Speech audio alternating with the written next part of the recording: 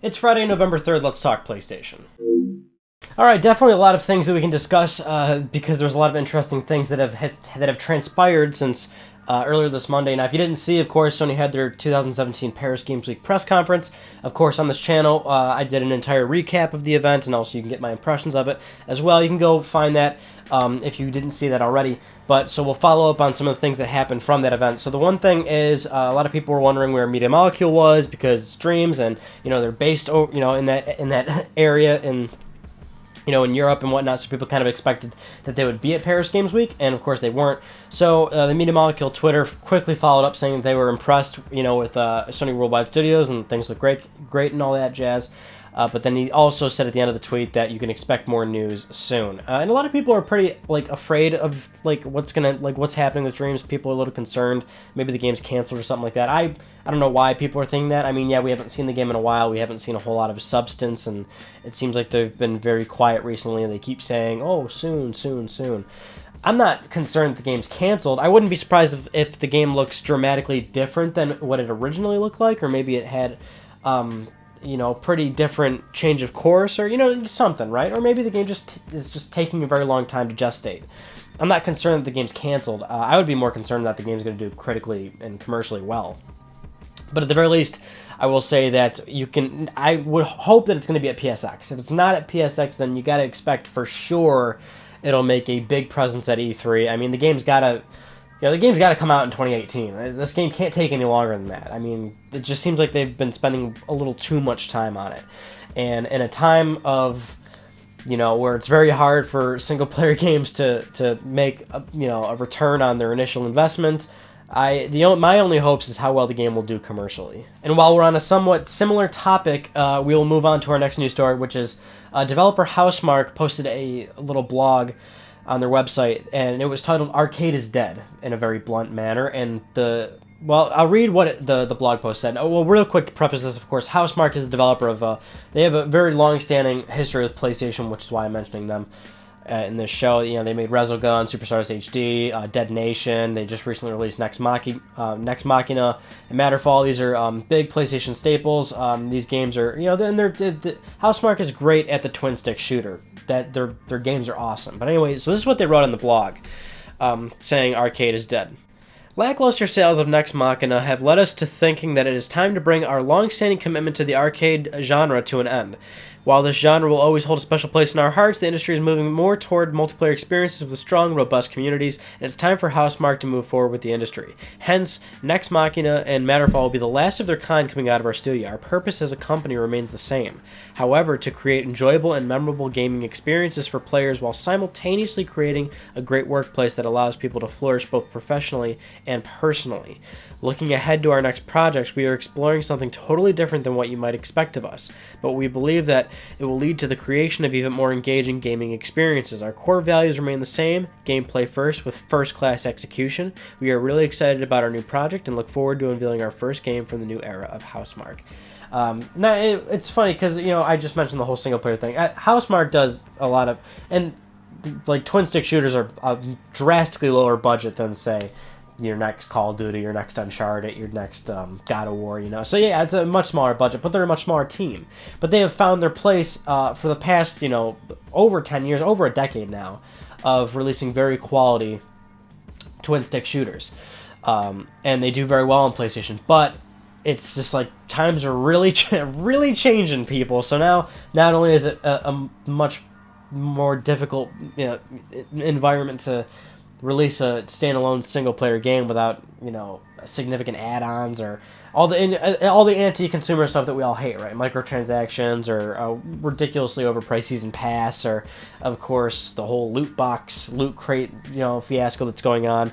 The whole idea of turning games into services. This is even starting to trickle down a little bit into some of the smaller devs, which is also a little frightening because a lot of independent developers seem to be the only. It seems to be the only place right now where they're doing where gaming's pretty well and pretty healthy is because they're small staff, they have small resources, small investments, and their games can sell just enough to keep them afloat and keep them living comfortably.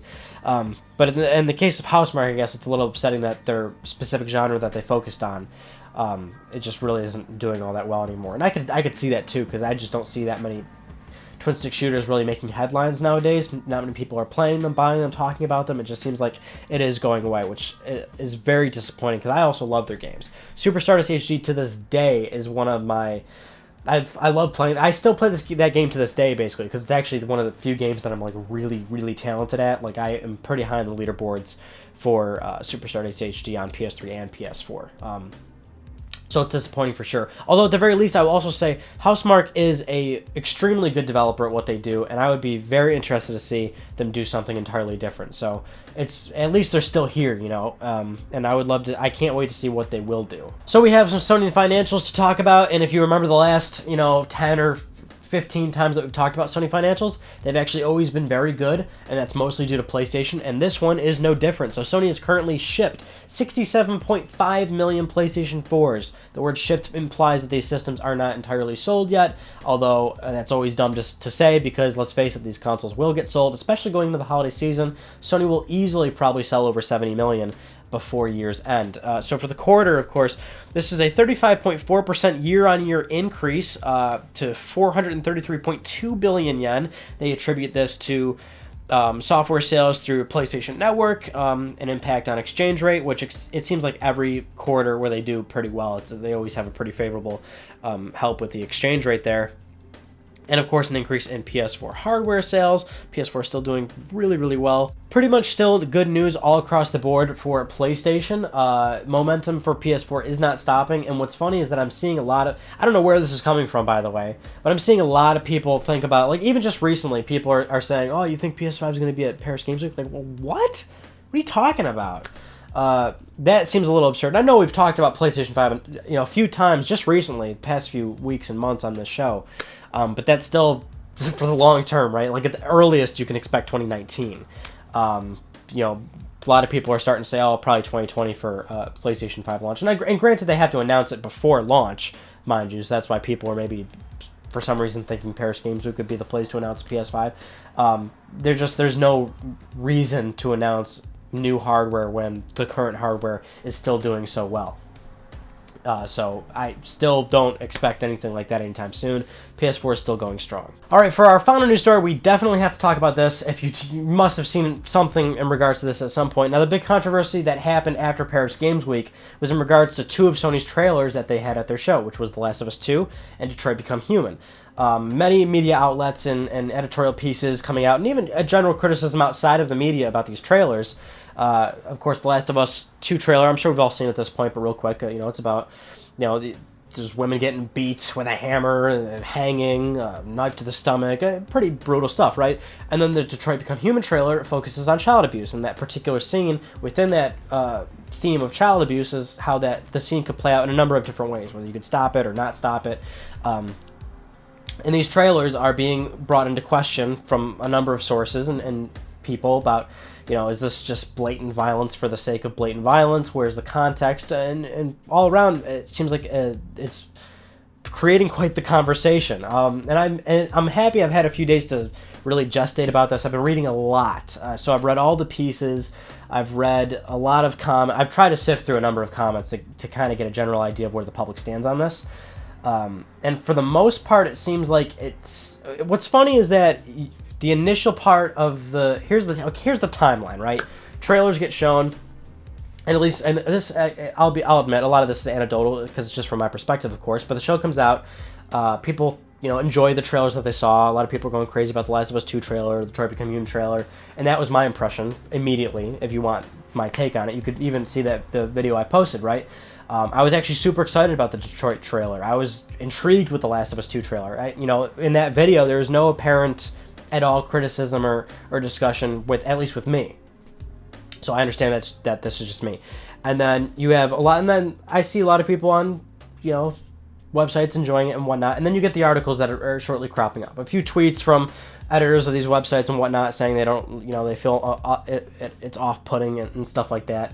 And then you see the actual articles getting posted, and then you see a number of... and now you have the articles posted, and I've went through probably over 1,000 comments at this point just to get a general feel of it. And it seems like, for the most part, it's like you know, I don't know, I'm just pulling this out of my ass. Like 3/5 of people are actually saying, God, why are you being so overly sensitive? And then there are 2/5 that are saying like, oh yeah, I actually agree. It was, you know, but at the same time, it doesn't seem like a lot of people that are agreeing with the blatant violence and the lack of context, they don't seem to be, you know, overtly agreeing with it like very strongly. Just kind of like, yeah, I see your point, and yeah, it was a little too much, and it just doesn't make sense, and why, you know, there could have been a better way to show these trailers off or to show these games off and whatnot. But at the same time, they still kind of like backpedaled a little bit, and they thought, well, but I still enjoyed the trailer.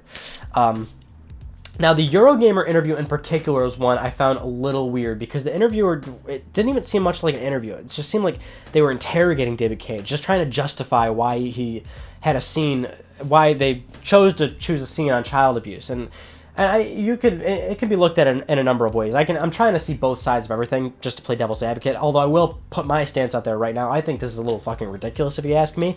I see it, right? I get that it's maybe uncomfortable to watch the Last of Us 2 trailer, or maybe you bring into question why Detroit Become Human has a scene about child abuse and why it can go a number of different ways. You know, I get that. But I also can plainly see what they are for what they are. Neil Druckmann has already said this game is about hatred, and we are no strangers to The Last of Us. We know it is an extremely violent universe, and it's like not very pretty. You know, there's going to be uncomfortable moments in that game. And so you'll see people saying, oh yeah, we get that The Last of Us is violent and all that stuff, but we want context. And that's the big thing. People are really focusing on the context. We really need to know why. And sure, I suppose that's a valid criticism. You know, if you want to see why the characters are important immediately, if you want to see their tie into the story, if you want to see what the greater meaning of that scene in Detroit means to the overarching plot of the game, you know, sure, I would say that's valid criticism, although I certainly don't understand why it's as big of a controversy as it is for somebody to really hound David Cage over the scene of child abuse. Critiquing's fine, but why are you hounding the goddamn guy? I mean, it's exactly what it's supposed to be. A sliver of the game that you're going to be seeing at much greater length when you decide to buy it as a consumer. I mean, sure, context is important, but there's also plenty of trailers, media, and, you know, small snippets and teasers, plenty of things where there's no fucking context whatsoever. And sometimes, why is there no context? Well, because it's a media you haven't purchased yet, you haven't consumed. There should be some sort of mystery, I guess, to it, to where you're excited to purchase the final product and see what it really means. And that's what I would argue for the Last of Us 2 trailer for sure, is that Joel and Ellie were nowhere in there. I know we're excited to see what's going on with Joel and Ellie, but those are probably pretty specific characters in that story. So I'm interested. You know, it makes me question it. Who are these people? Why are they important? And Naughty Dog even teased it after the fact by announcing that Laura Bailey was voicing the one woman in the trailer. So she's got to be playing a major role. Who is she? Maybe they'll tell us, you know, soon, but it's just a small trailer. You know, I don't see why people would get so bent out of shape about it. I'm seeing a lot of places try to analyze the marketing aspect to it and maybe faltering to that, where it's like, oh, we know Naughty Dog wants to make a great game and it's going to be really awesome, but maybe the marketing side of things decided, you know, this is like the vertical slice that will show the public for this particular demonstration, which of course would be Paris Games Week, and, you know, maybe fine, you know, that's fine. I mean, how I also took that Last of Us 2 trailer is that Joel and Ellie were specifically not shown because you're supposed to be watching it and thinking, ooh, what's this for? Because that's the excitement of watching a trade show. You want to watch it and kind of think to yourself, like, what is this? Because when they first showed off Ghost of Tsushima, which is Sucker Punch's newest game, I don't know about you, but when you're watching it live and a lot of people are sitting there going, well, what is this? Is this a new, you know, this, that, or the other? People are making guesses about what it is, and then you see the Sucker Punch logo. Oh, shit, there's Sucker Punch's newest game. So when you're watching that trailer, you're watching the Last of Us 2 trailer, and you don't know it's Last of Us 2 until clickers show up, that's the take I took from it. I didn't take it as extreme violence for the sake of violence. I just took it as, you know, oh, I'm really interested. What is going on? Like, what, you know, and then it's a trailer that you watch multiple times over to get what's going on, right? And you learn that you learn the actual plot of that trailer because you can actually figure it out relatively quickly. I shouldn't even see trailer because it looks like a cutscene that's going to be in the final game.